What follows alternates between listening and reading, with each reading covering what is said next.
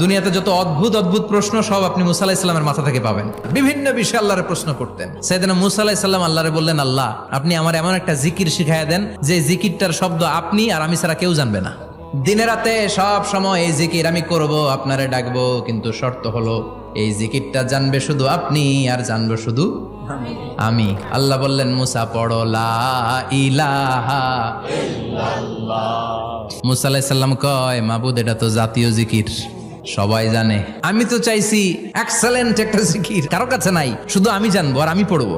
আল্লাহ বললেন, মুসা এই লা ইলাহাকে যদি এক পাল্লায় রেখে দাও, তাম বিশ্ব, 7 আকাশ 7 জমিনটারে তুলে যদি তুমি আরেক পাল্লায় রেখে দাও, লা রাজাহাত কাফাতু লা ইলাহা ইল্লাল্লাহ, মুহূর্তের মধ্যে লা ইলাহার পাল্লা ভারী হয়ে যাবে। ও মুসা, তুমি যতই এক্সক্লুসিভ জিকির চাও, লা ইলাহার চেয়ে দামি জিকির আমার কাছে নাই।